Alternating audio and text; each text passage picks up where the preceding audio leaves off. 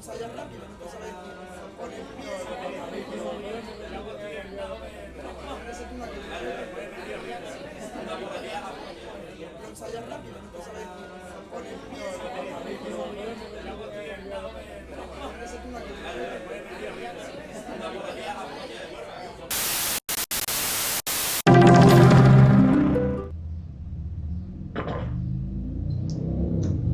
Hello, welcome to Civil Discourse Now. I'm Mark Small. And I'm Paul Ogden. We are here on May, what is this, the 12th? 2012, coming to you from Indianapolis, Indiana. The topic is that we're going to discuss what has been described as same-sex marriage. Other people would call it marriage equality. Hear me tell you about the show, Mark? Yeah, why don't you, I Paul? will do that. The show is Civil Discourse Now. It's a show where we try to bring to the forefront civil discussion about local, state, national, and international issues, where we're not talking over one another and not yelling at each other. Though today is a pretty heated topic, we might be yelling a little bit. But it's a dry heat. It's a dry heat. Right. Our guests are Anthony Simons, who's Pike Township GOP Ward Chairman, and also Jeff Cox, who's an attorney and a blogger and a fan of ancient Rome. Jeff, do you have an address for your blog? I had to toss that in about Rome. SPQR, baby. SPQR. My blog is called No Boxes Allowed. It's at no-boxes-allowed.blogspot.com. And Jeff is a University of Michigan fan, too. Please, I just ate. Barf. And he's an attorney, too. Yeah. Isn't that, yes. is it calling someone a University of Michigan fan considered a libel or slander? Not defamation? Not if you're in the cast of The Big Chill. That's going back a ways. We're first of all, this is a timely topic because this week, Vice President Biden kind of spilled the beans on what I think was supposed to be a presidential announcement, and then President Obama became the first president in United States history to state that he was. I don't think that he said he was in favor of marriage between members of the same sex. He said that he had no opposition to it. It was not exactly an equivocation, but it wasn't coming out as strongly as one would think. Well, he talked about an evolution of his position into he was for traditional marriage. If you look back in 2008 in the campaign promises, he says he was for traditional marriage. And then all of a sudden he has an evolution into his position, and I can understand people changing their position once they think about certain things or this or that.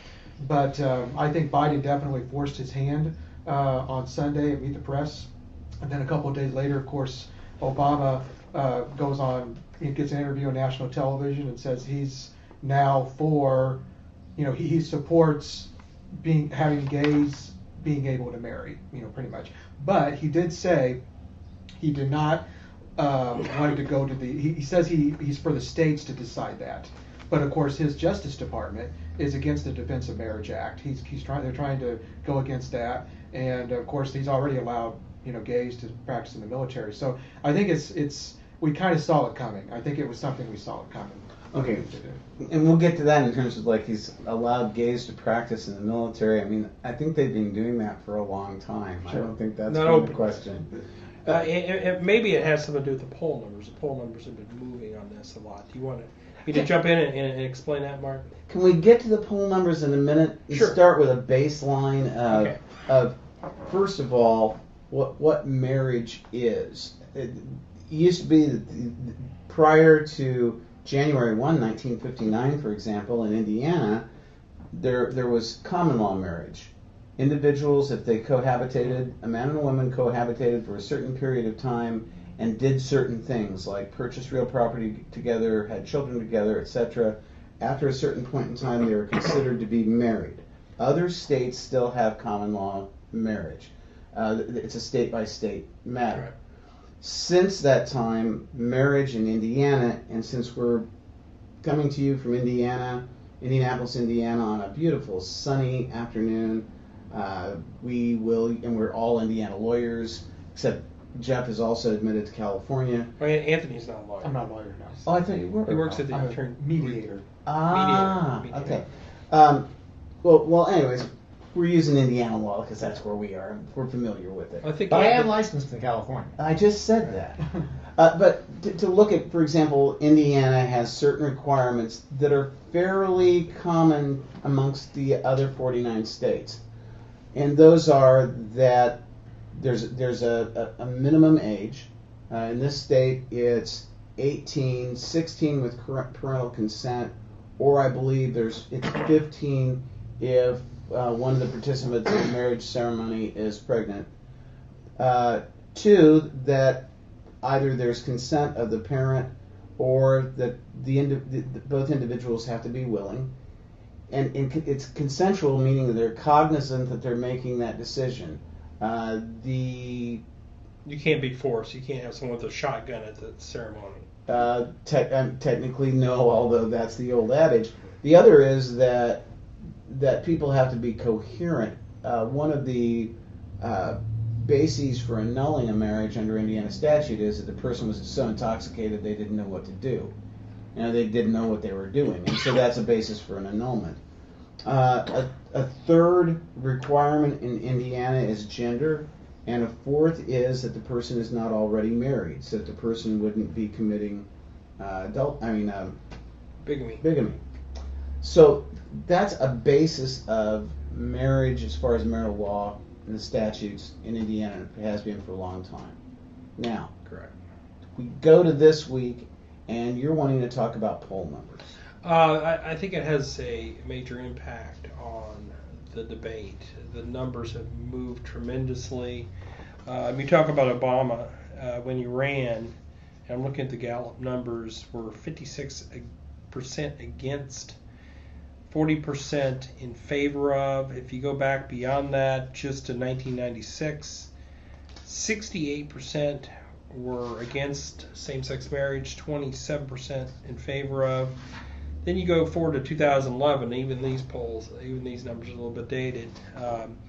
You had a crossing of the numbers that now a majority support same-sex marriage legalization, 53% to 45%. And a cynical person might see that Obama's seeing the numbers move and thinks it's a wise political move to change his position on that, because he has changed his position on it. Whether it's because of evolution of those beliefs or whether it's because of change in the polling data, you'd have to make your own guess about that. Anthony, what's your take on that? Well, as far as with the Obama, what he's done, or with the Polls. issue, Polls. the polls, We'll get into President Obama's. Okay. Well, the poll numbers, yeah, I mean, they suggest that, it's frustrating to me. I will say the poll numbers are frustrating. As a person who definitely supports traditional marriage, I've said to even my friends, and they agree as well, that I think on this issue we do seem to be, for those who are for traditional marriage, we seem to be losing on that issue. Whereas abortion, I think we were winning. But on this issue, it's tough to, I don't know if it's just tough to defend, or I think maybe more people know more people that are gay, maybe within their families or in their workplaces or something. And I think when they see them, I think they somehow they think, oh well, it's okay, because they don't want to go against their friends or whoever they know. And I think that's what we're starting to see, a progression in that debate. The cultural tide seems to be changing a little bit. We're seeing it in the mainstream churches. I grew up in the Episcopal Church all my life. And I actually got out of the Episcopal Church because of this issue, because they started saying that it was okay. And I know that's a religious, area there, but I think what it does is explain some of the influence of the culture and how we're seeing this cultural tide come in, and it's actually going into the churches now. And they actually excommunicated my father, because my father was for traditional marriage, and they didn't like what he was saying in the church, and they excommunicated him. So that's how far the culture has just been sweeping across these institutions. I think one other area of society in which you're seeing a change in polling numbers is legalization of pot. But that's for another show. And I should point out in the polling numbers too, one of the big factors is generational. Oh, absolutely. There's a huge difference between younger people and older people on the same-sex marriage. I had it here. The number 18 to 34, 70% support it. Over 55, 39% support it. So that suggests that there's a tremendous generational difference in the opinions on that issue. Joe?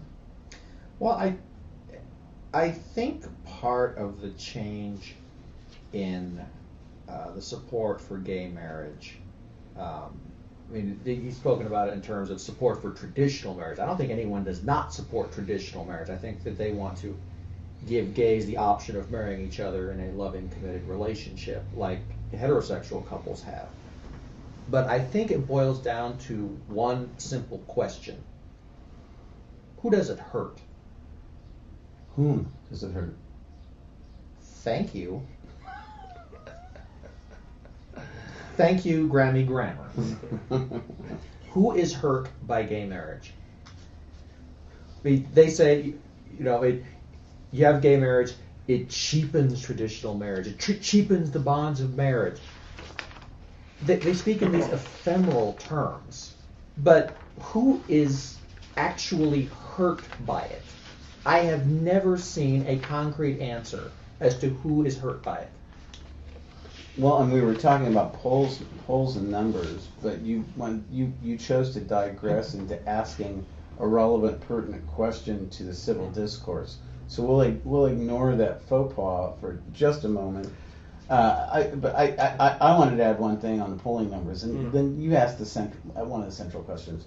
I think that as kids, I think major things occurred in our culture during the 1950s and 1960s in which more people who before had not had rights recognized fully in society, they were given recognition of those rights.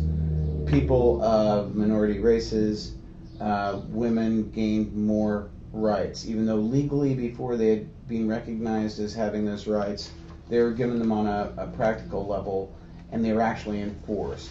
You saw greater acceptance in media in terms of, I remember when Julia came on the air in television series, you had an African-American woman playing the lead in a TV series, and that hadn't happened before. Was she real or was she composite? So it was Julia. Show. She was about a nurse. She was a nurse. She worked for Lloyd. No. I don't remember the show. It was a 1960s sitcom, and it was the first time that an African American had played a lead in a TV series, and so there were those changes, and with those changes, and with the civil rights movement, and then with the 1960s, all the different revolutions that went on with like hippies, and the sexual revolution, the war on drugs that we won. All those factors played into a more receptive, more understanding society. And we're getting the sign here that we're at the end of the time for our first segment. We'll be back in just a couple of minutes. Stay tuned.